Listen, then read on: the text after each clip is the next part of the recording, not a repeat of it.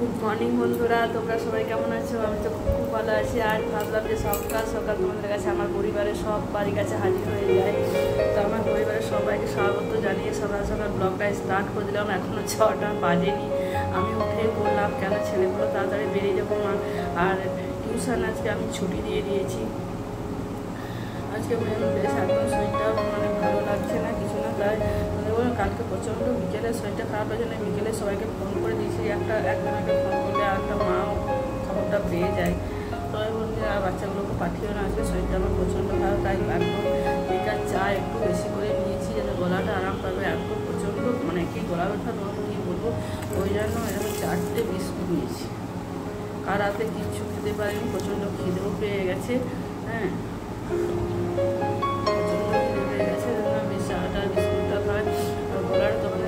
আমরা আজকে একদম খেতে পারছি না। তো সকাল সকাল উঠতে হবে, সময় তো কারোর জন্য অপেক্ষা করবে না।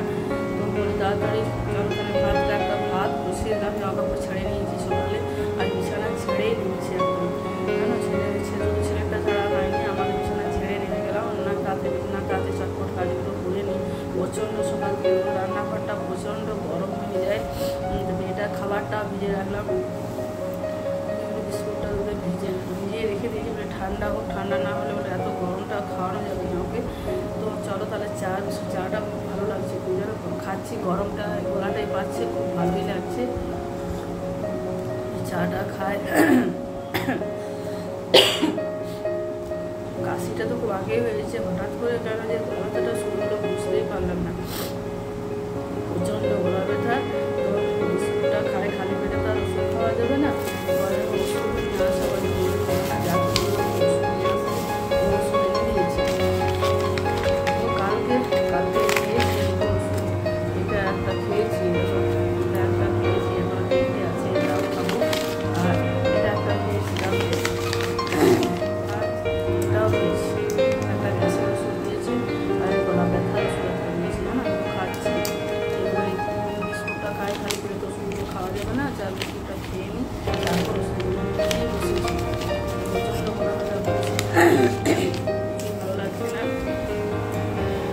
বলছি তাও কেমন লাগছে।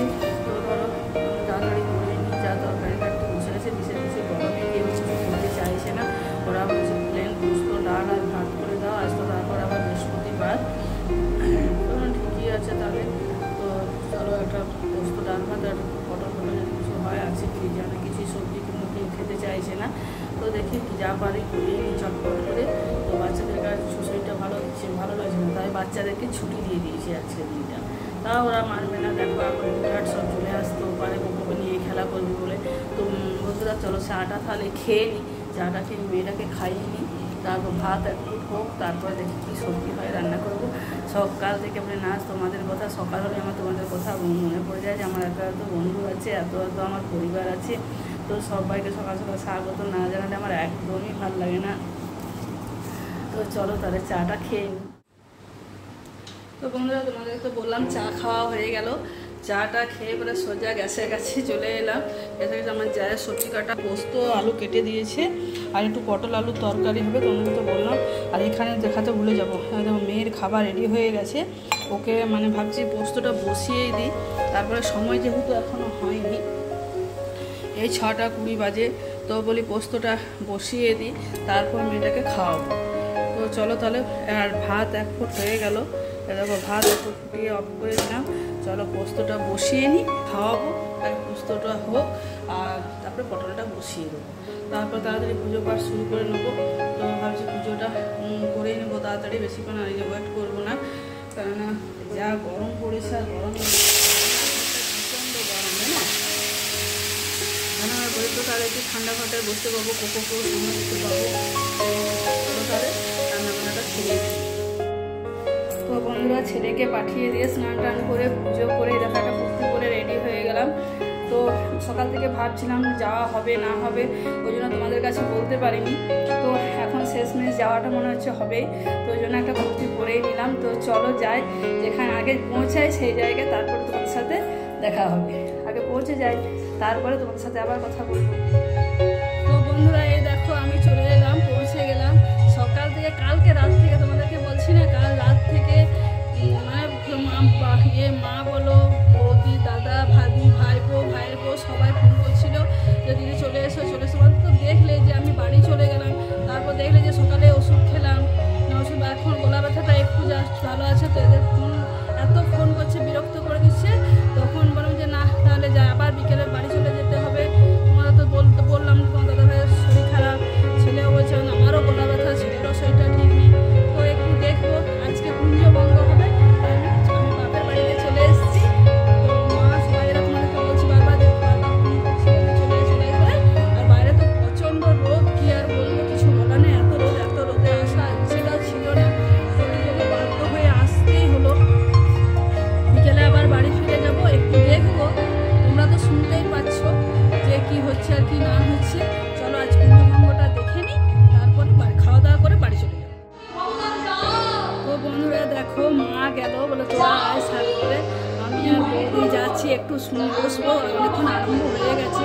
রোদে জাস্ট দরজাতে তো একটু বাইরে দাঁড়িয়ে জাস্ট দেখবো, আবার বাড়ি ফিরে যাবো। খেয়ে একটু রেস্ট নেবো, তারপর আবার বাড়ি চলে যাবো। তো চলো যাই কীর্তনের জায়গায়,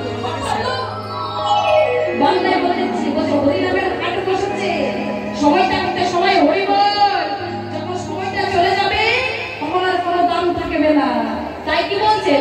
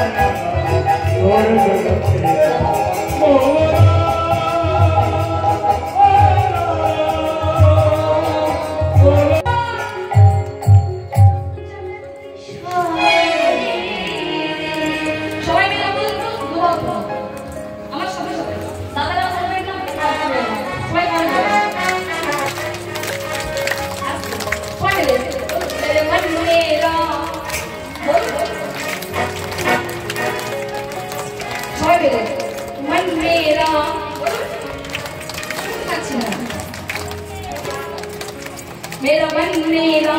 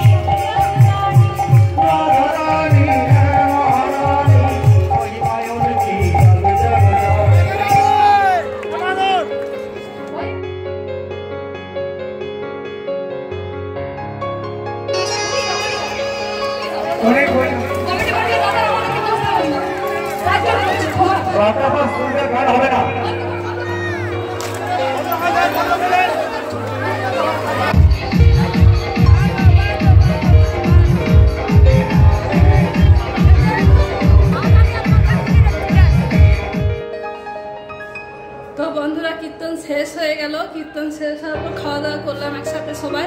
তো এবার আমার বাড়ি যাওয়ার পালা। তো তার ভিডিওটা খুব বড় করলাম না, বড় করলে মানে অনেকটা বড়ই হয়ে যাবে। তো দেখি রাত্রেবেলা একবার ভিডিও স্টার্ট করতে পারি যদি থাকি এখানে। তো মনে হচ্ছে না যে থাকার, ওরা সবাই জিদ করছে রাতে আরও বাউল টাউল হবে। তো থাকা তো হবে না, ছেলে আসেনি, কোকো আসেনি, কোকোকে খাওয়ানোর অসুবিধা, কোকো তো আমাকে ছাড়া সয় না। তো আমি ভাবছি যে চলেই যায়। তো চলো তাহলে ভিডিওটা আজকে এখানে বাপের বাড়িতেই শেষ করে দিচ্ছি। পরবর্তী ভিডিও আবার তোমাদের কাছে কালকে নিয়ে হাজির হয়ে যাব। সব গরমে ভালো থেকো, সুস্থ থেকো। আজকের মতন টাটা।